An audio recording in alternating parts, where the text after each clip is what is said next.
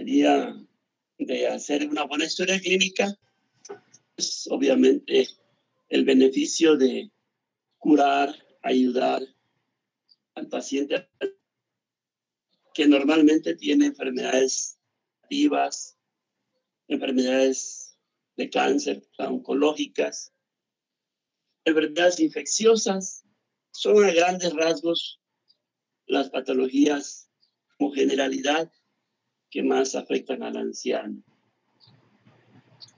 Tenemos pues que hacer una historia clínica completa. Una historia clínica nosotros le llamamos holística, es el término médico que prácticamente es para abarcar aspectos generales, un aspecto integral de la valoración del anciano. Entonces, normalmente estamos acostumbrados a valorar un paciente de acuerdo a lo que nos refiera. Llega el paciente, nos dice, no, pues me duele la garganta, tengo tos, tengo fiebre, no puedo tragar. Y detectamos una infección a nivel de garganta y damos un tratamiento, amoxicilina, antiinflamatorios, antihistamínicos. Y esa es nuestra forma de abordaje en la mayoría de las enfermedades, ¿no?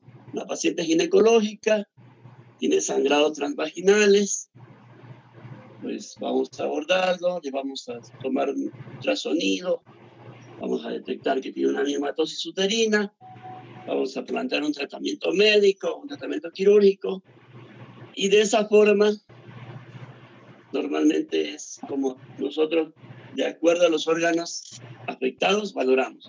En geriatría se trata de hacer una valoración integral para abarcar más aspectos, para tener un mejor diagnóstico y poder así abordar, apoyar, ayudar al anciano. Nuestra valoración integral consiste en una valoración social, una valoración funcional, una valoración médica y una valoración mental. Para efectos didácticos, clínicos, los subdividimos de esta forma: la historia clínica pediátrica. En este módulo nos vamos a dedicar a explicar cada una de las valoraciones que haremos. Obviamente le vamos a agregar una identificación del paciente para que podamos integrar una historia clínica y podamos dar un diagnóstico lo más preciso posible. Bueno, cada una de estas valoraciones se interrelacionan a final de cuentas, pero para poder nosotros tener más ideas o más información, lo subdividimos.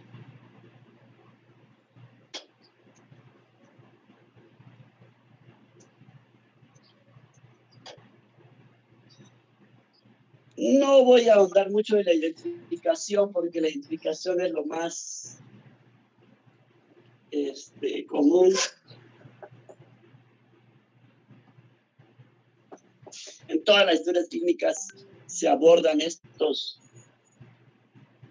parámetros, pues nombre del paciente, edad, sexo, teléfono, Sí, todo lo que pueda implicar aspectos personales para poder identificar al anciano es lo que nosotros ya sabemos, es común y es lo más frecuente, los datos que le pedimos al anciano.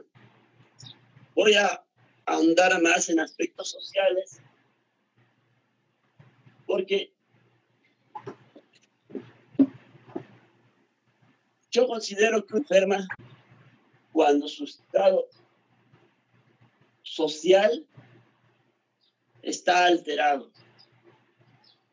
De hecho, la mayoría de las enfermedades considero que vienen del origen social, afectan a un aspecto psicológico, o sea, generan depresión, ansiedad, angustia, y termina en un aspecto somático.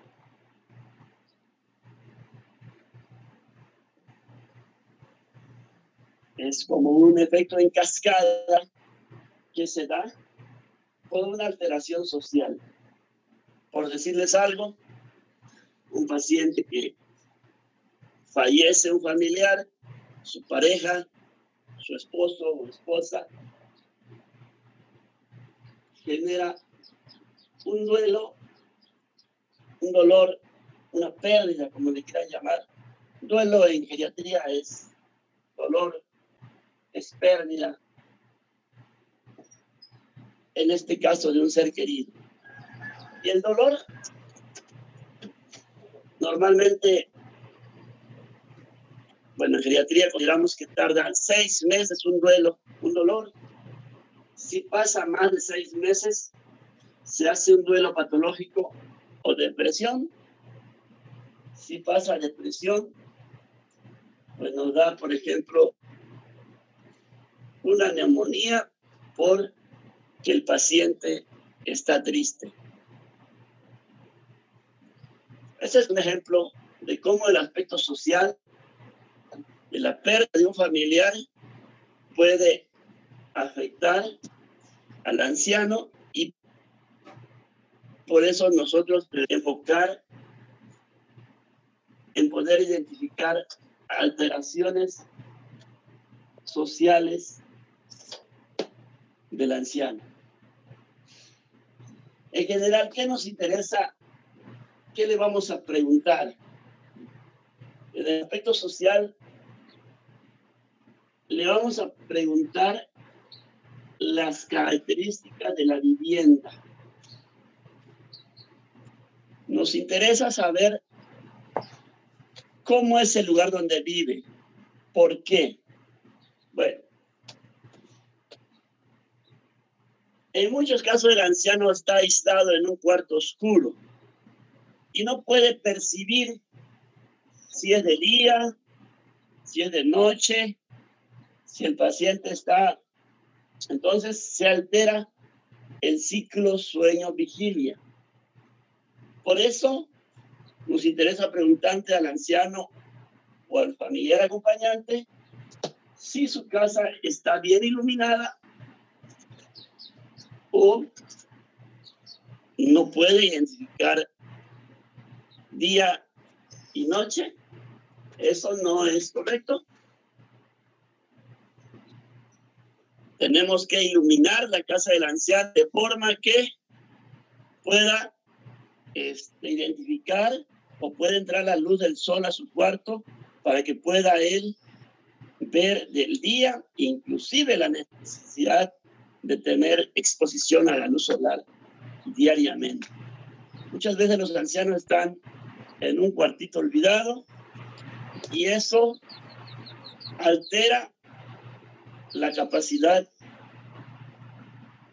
o más bien la capacidad mental, por tener algo que nosotros llamamos confusión. Confusión aguda, es una consecuencia de mantener a un paciente sin buena iluminación. Es frecuente, no es infrecuente en el anciano. Los pacientes ancianos también muchas veces viven en el segundo piso y bajar las escaleras no le es posible. Entonces, el tener escaleras en su casa, el tener dificultades para poder interrelacionarse con los demás, eso también no es correcto y eso genera tristeza, depresión al anciano, porque no puede valerse por sí mismo, no puede estar comunicándose con las demás personas, ya sean familiares o amigos. Entonces, las características de la vivienda son importantes desde la forma del baño, que obviamente debe el paciente bañarse por sí solo. Nosotros le debemos facilitar el baño mediante una regadera de teléfono para que él pueda mover y pueda bañarse por sí solo. Las regaderas normales que funcionan en las casas normalmente no son adecuadas para el anciano. Una silla para que pueda sentarse en el baño y pueda bañarse. Es importantísimo que sea de forma independiente, ¿verdad? El piso, desde luego, que no sea resbaloso, que no tenga alfombras para que pueda no tropezarse. Entonces,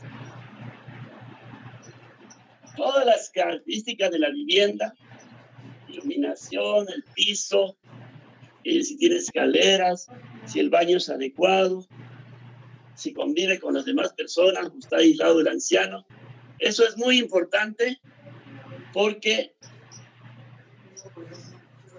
ahí detectamos que el anciano está aislado o que participa con los demás. Aparte de la vivienda, es importante con quién convive, quiénes son las personas que rodean al anciano. Normalmente, ustedes saben que ya en la tercera edad los hijos ya emigraron y normalmente vive nada más la pareja, el anciano y su esposa. Entonces, eso le llamamos en geriatría, bueno, no solo en geriatría, se le llama nido vacío, cuando ya los hijos emigraron y ya pues están solos y solo se apoyan. Esto del nido vacío obviamente también implica situaciones emocionales en que el paciente está triste porque pues ya no tiene a sus hijos con ellos o sus hijas. El paciente o la paciente extraña pues su vida pasada, ¿no? Estaban los hijos conviviendo con ellos. También es importante que ustedes anoten dentro de la historia clínica el cuidador primario, o sea, la persona que se encarga del anciano. Si la persona que se encarga del anciano es la esposa, si el anciano tiene 80 años y la esposa 75, si es un cuidador primario mayor de 60 años, consideramos a un cuidador primario viejo. Eso implica muchos problemas médicos. Y, por ejemplo, que el que cuida se le olvida darle el medicamento al anciano, que no le cocine adecuadamente al anciano, por así que sus comidas como deberían ser. Entonces, el cuidador primario siempre se debe identificar si es viejo o si es su hijo o su hija, pues también lo podemos poner, anotar como familiar. Normalmente lo que yo encuentro que los ancianos viven solos, pero muchas veces también un hijo o una hija es que está cuidando al anciano. Cuando es un hijo, pues desde luego que es mucho mejor, porque pues la comida, el cuidado, el asistirlo, la medicación, pues siempre será adecuada. Entonces, podemos identificar este problema desde el inicio, ¿verdad? Ahora, el cuidador primario en geriatría es también importante porque a veces el cuidador primario se colapsa. Se colapsa quiere decir se pone ansioso, se pone triste, porque le cuesta cuidar al anciano. Entonces, por eso vamos a identificar a quien cuida, si lo cuida bien, si no es que está triste, si no es que está colapsado por cuidar al anciano. Entonces, a veces el que cuida, ahora sí que ya no cuida. A veces hasta maltrata al anciano. Maltratar a veces no significa golpear, significa que no le dé la medicación, que no le dé la alimentación adecuada. Eso significa maltratar al anciano, no asistirlo adecuadamente. Nosotros lo detectamos en geriatría como un colapso de cuidador y hacemos una escala que se llama escala de Sarit al cuidador y podemos nosotros identificar si el cuidador es adecuado o no para el anciano, ¿verdad? Entonces, tenemos formas de ver que el anciano esté protegido, cuidado, ¿verdad? Bueno, si me permiten un tantito, ahorita vamos a seguir. Claro que sí, doctor. Sí, doctor. Sí, doctor, no se preocupe. Sí, doctor. Sí, doctor, sin problema.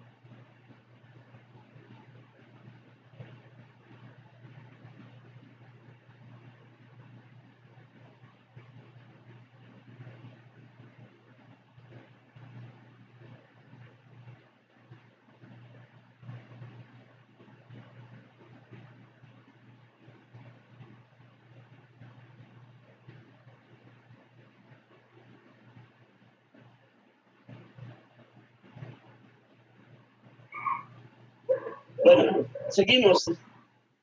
Después de poder identificar si el paciente es cuidado adecuadamente por la persona que está a su lado.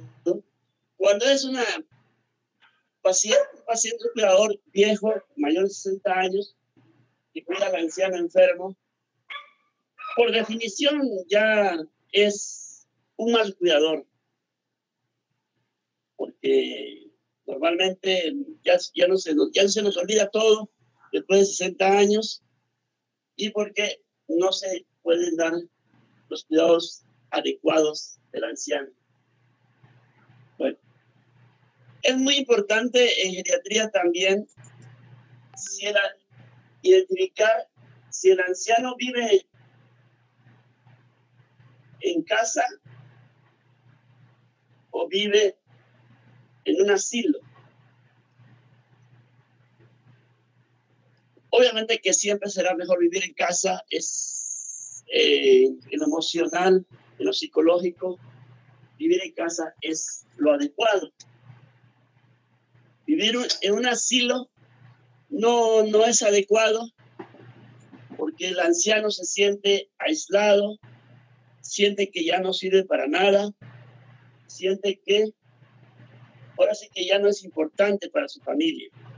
Entonces, cuando vive en un asilo, nosotros le ponemos a la historia clínica paciente institucionalizado. Es una forma de identificar que el anciano vive en una casa hogar o en un asilo. Cuando yo vine en el 2001, creo que habían 2 asilos aquí en Tuxtla Gutiérrez.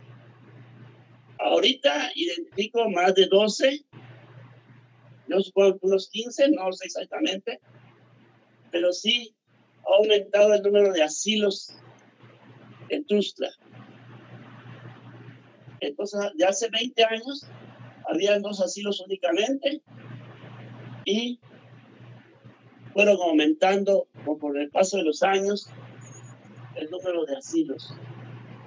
Eso quiere decir que muchas personas ya por el trabajo, por todo, ya no pueden cuidar al paciente. Entonces van a dejarlo a un asilo. El gobierno no posee asilos para ancianos. El paciente mismo o el hijo va y paga una cantidad de dinero para que lo cuiden al anciano. Desde luego que muy pocas personas quisiéramos estar en un asilo como paciente, ¿no? A lo mejor trabajar es gratificante, es bonito, pero estar allí como paciente es bastante depresivo en la persona de quien está ahí viviendo. Bueno, nosotros vamos a poner institucionalizado y vamos a poder de esa forma identificar si está deprimido o no. Es un factor de riesgo el que el paciente esté institucionalizado y no esté en su domicilio viviendo.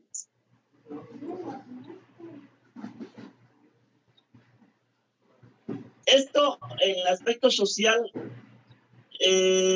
vamos a pensar que son los datos más importantes que tenemos que pedir. En la próxima clase vamos a ver el aspecto funcional. Y me interesa que ustedes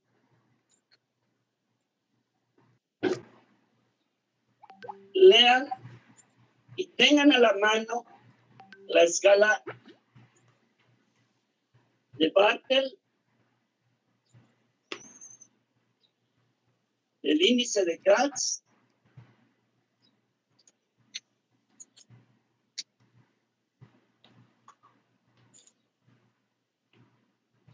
y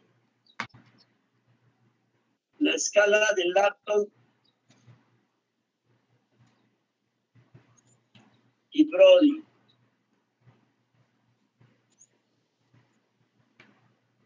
En geriatría se trata de muchas escalas para poder estandarizar criterios de alteraciones en la funcionalidad, en el aspecto médico, en aspectos mentales, geriátricos o en aspectos psicológicos. Siempre hacemos escalas para poder valorar al anciano. Entonces, estas 3 escalas, me interesa que cada uno de ustedes lo tenga impreso, escrito, para que ustedes me puedan preguntar, comentar. Yo les voy a explicar la utilidad de cada uno de forma general y de esa forma vamos a identificar la valoración funcional del anciano. No sé si tengan algún comentario, alguna pregunta hasta el momento.